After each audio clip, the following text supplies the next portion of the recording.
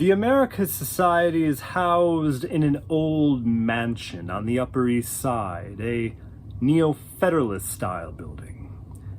It seemed an odd choice for Anna's memorial, very much the opposite of what I gathered were her leftist politics. I walked in alone. I had no one to attend with. I barely even knew Anna, really. I was aware of Anna. I hope she was aware of me. We'd met only fleetingly, gallery openings. I admired her deeply. She was like an elder, a lodestar for me in my own pursuits, even though she was probably only 36. I was just a baby then, 21 years old. At the opening we shared, she danced, and she did not stop dancing for the entire night. Even though we barely met, it was impossible to think that this person who was so very alive would no longer dance. I walked into the Americas Society, a bit surprised by the white marble foyer.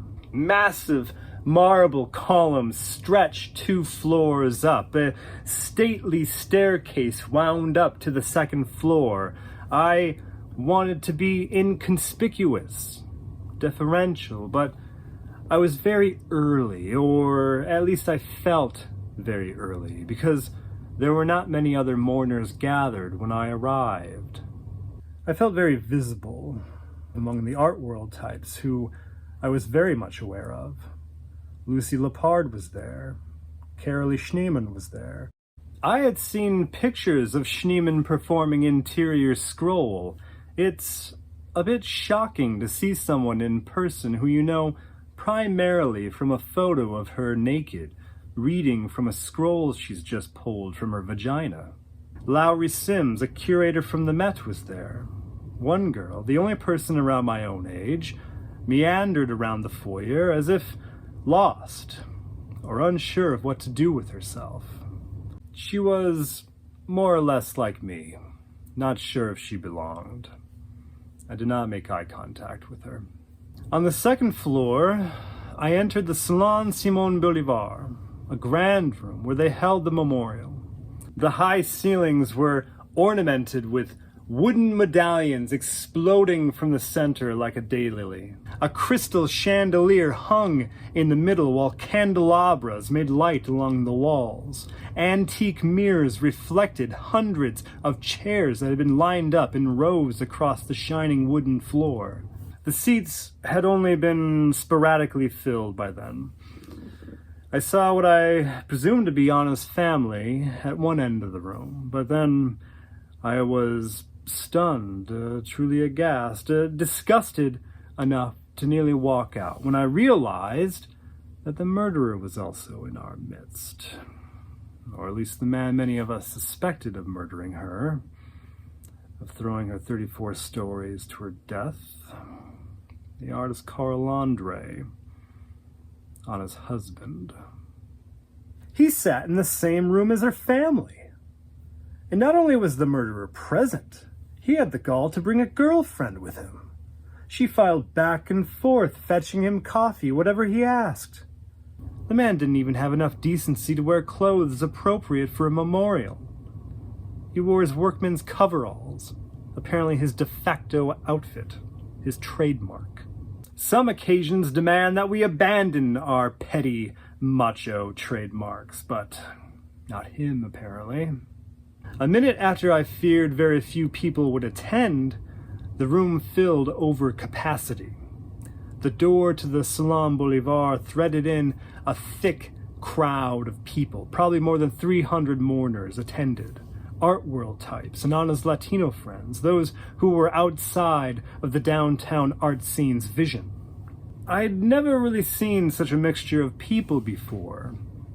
Unannounced, a Cuban man set up a record player and began playing Afro-Cuban records, paying homage to Anna's life, her full life, and melted away the room's otherwise staid decor. I didn't talk to many people, but I was struck by how it didn't feel like a memorial. It felt like an art opening. Many of these art world types talked to each other as if it was any other gallery party. I was very put off by this.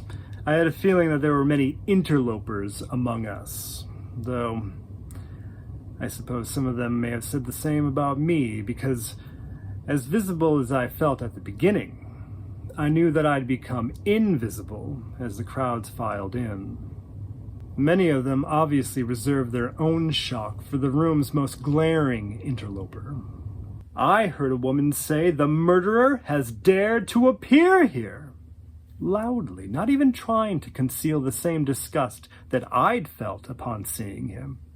Many people stood, but the row that he sat in with his girlfriend remained empty throughout the night. I wish I knew what Anna's sister thought when she was called up to the room's lectern. I sat by myself for a time, but the other early arrival, the girl my age, soon took the seat next to mine. I had begun to assume that she was another art world hanger-on, somebody who wanted to be there simply because it was a scene. But as Anna's sister spoke, I noticed that this white girl was trying very hard to not cry. And when the sister read Anna's poetry, the girl had no more guises. She was crying. I searched my pockets for a handkerchief, a tissue, even though I very well knew I carried no such things. I unbuttoned the cuff of my sleeve and presented it to her, hanging it in front of her. I whispered, "Please, feel free to use my sleeve as a tissue." She looked at the cuff and then turned to me.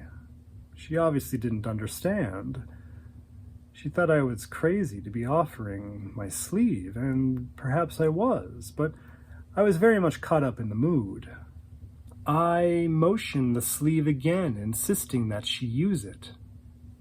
She smiled. Who is this strange man? She may have very well been thinking. And I smiled back. I assume it was the only time either of us smiled throughout the entire 3-hour memorial. She shook her head. Yes, this is a crazy person. Yet, she took the edge of my sleeve between 2 fingers and dabbed tears away from her cheeks. When the memorial finished, I meant to formally introduce myself, but the girl had disappeared.